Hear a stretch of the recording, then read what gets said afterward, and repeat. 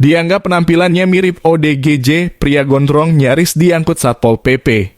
Kejadian unik terjadi di Medan ketika Satpol PP tengah melakukan razia penertiban terhadap ODGJ yang berkeliaran di jalan.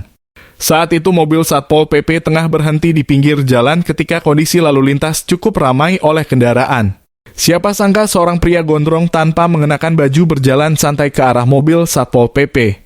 Pria yang hanya mengenakan celana kolor dan sendal jepit itu disambut oleh seorang petugas Satpol PP yang memintanya untuk masuk ke dalam mobil. Namun ajakan tersebut tak dihiraukannya dan ia tetap berjalan melewati petugas tersebut.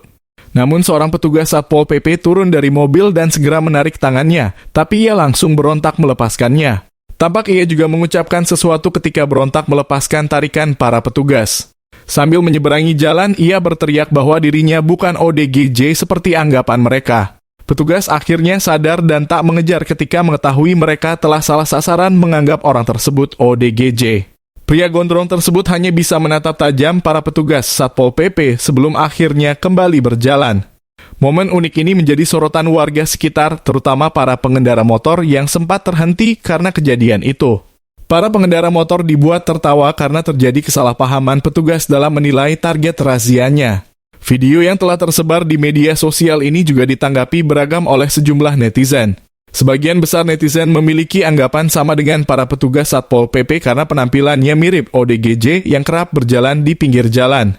Rambutnya yang gondrong dan berantakan mungkin dianggap sebagai salah satu penilaian seseorang dianggap ODGJ. Selain itu, pria tersebut hanya mengenakan kolor sehingga dugaan tersebut seolah-olah semakin tervalidasi oleh penampilan itu. Akan tetapi meski hanya mengenakan kolor, tapi celana yang dipakainya tak ada yang sobek dan cukup bersih. Pria gondrong ini juga masih mengenakan alas kaki saat berjalan di atas aspal jalanan.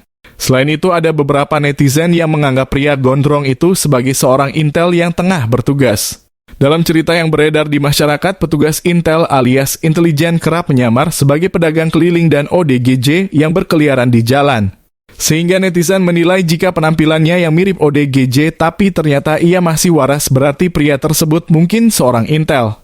Di balik gelapnya negeri ini dengan beragam kasus janggal yang dilakukan para pejabat, momen unik ini membuat seorang netizen bersyukur tinggal di Indonesia yang punya beragam hiburan menarik. Sementara itu, berdasarkan data terbaru diperkirakan ada sekitar 500.000 ODGJ di Indonesia yang tersebar di rumah sakit jiwa di jalanan serta dirawat sendiri oleh pihak keluarga. Provinsi paling banyak dihuni oleh ODGJ berada di Sulawesi Tengah dan Nusa Tenggara Timur.